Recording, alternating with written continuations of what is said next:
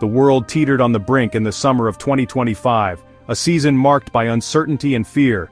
Global tensions soared, Israel and Iran at war, Ukraine still bleeding from years of conflict, and new flashpoints emerging almost daily.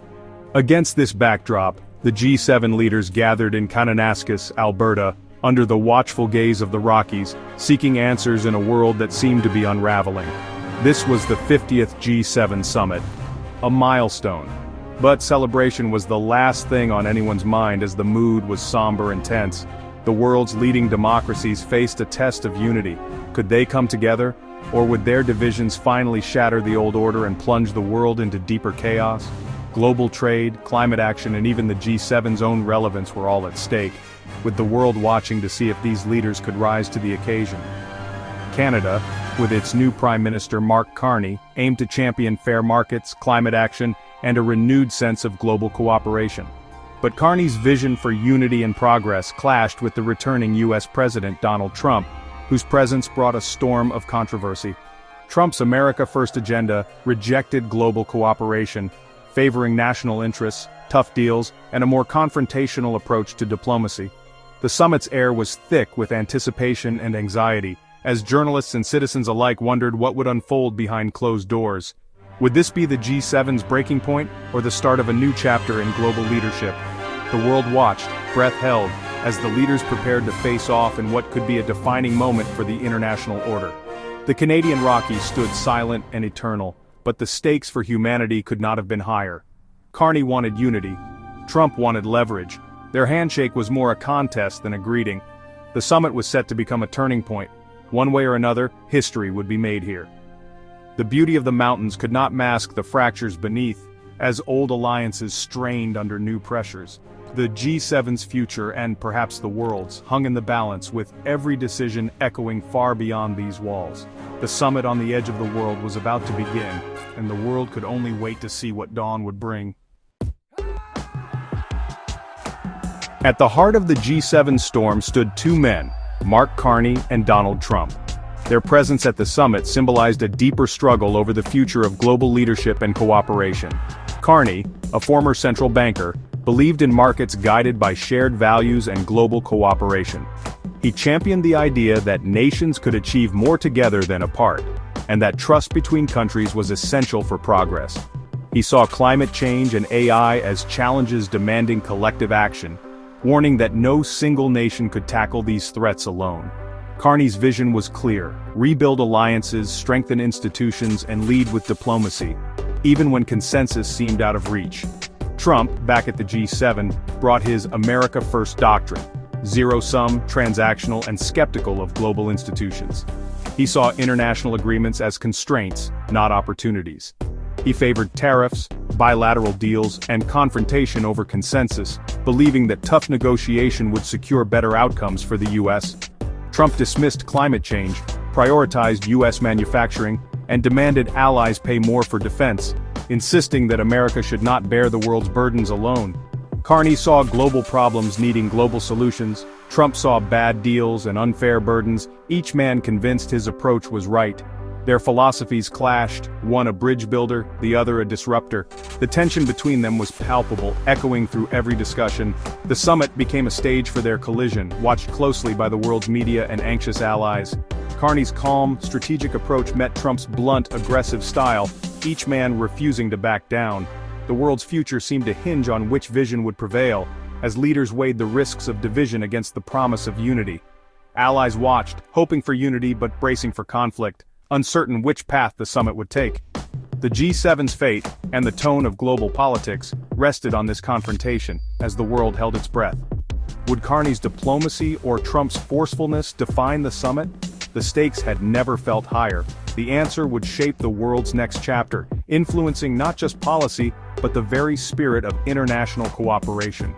The collision course was set, and the world watched as history unfolded. The Carney-Trump clash was fueled by more than just personal rivalry. It was the spark that ignited a global economic firestorm. The world watched as a spiraling trade war unfolded, sending shockwaves through international markets and alliances. After Trump's re-election, he slapped a sweeping 25% tariff on all Canadian and Mexican imports, shattering decades-old trade norms and agreements. Canada retaliated swiftly, matching tariffs dollar for dollar and escalating the conflict to new heights. The US then targeted global steel and aluminum, hitting Canada's vital industries hard and threatening thousands of jobs. Ottawa fired back with billions in tariffs on US goods, determined to defend its economy and workers. The pain was immediate.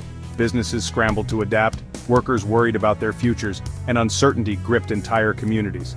Trump's next move, a 25% tariff on all imported vehicles, devastated Canada and Mexico's auto industries, putting livelihoods at risk.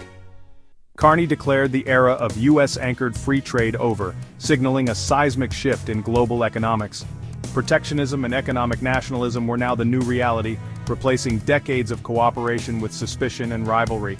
Trump doubled tariffs on steel and aluminum to 50% just before the summit, a clear provocation that stunned allies and rivals alike. The North American trade fabric unraveled thread by thread as trust between neighbors dissolved.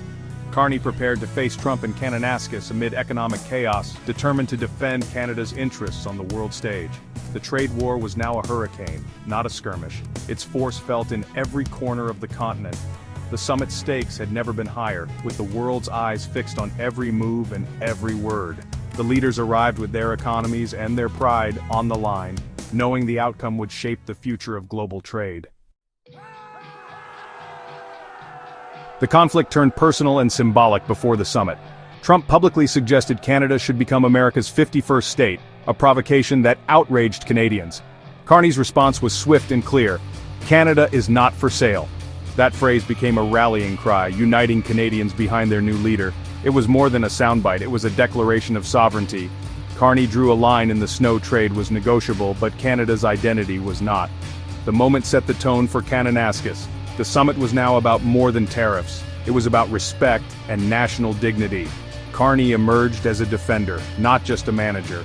Trump saw a deal. Carney saw a nation. The gap between them was now unbridgeable. Every meeting in Alberta would be shadowed by this standoff. The world took notice. Canada would not be bullied. The G7 summit opened under a cloud of tension. Carney called it a turning point, but the US-Canada trade war dominated every session. Behind closed doors, Carney and Trump tried to negotiate a new economic and security deal. Talks stalled, Trump demanded concessions before lifting tariffs. Carney refused to negotiate under pressure. The deadlock was total. Another flashpoint: Canada's proposed digital tax on US tech giants. Trump saw it as an attack and suspended trade talks. After a tense standoff, Carney's government dropped the tax, and talks resumed. The summit became a high-stakes battle for economic survival and sovereignty. For the US, it was a test of America first. For Canada, a fight for dignity. Other G7 leaders watched, alarmed by the new global fractures. Even indigenous leaders confronted Trump, highlighting the summit's intensity. The gathering felt less like a meeting of allies, more like a clash of wills. The world's eyes stayed fixed on Kananaskis. Beyond trade, the summit exposed deep rifts on climate, technology, and security. Carney pushed for green finance and climate-aligned markets, urging a shift from fossil fuels. Trump dismissed climate action, backing fossil industries and rejecting carbon pricing. The G7 split. 6 reaffirmed the Paris Agreement. The US stood alone. Carney also called for G7 leadership on AI ethics and standards, but the issue was overshadowed by economic crises. Defense spending was another sore point. Trump demanded allies pay more. Carney preemptively boosted Canada's defense budget. The gesture eased little tension.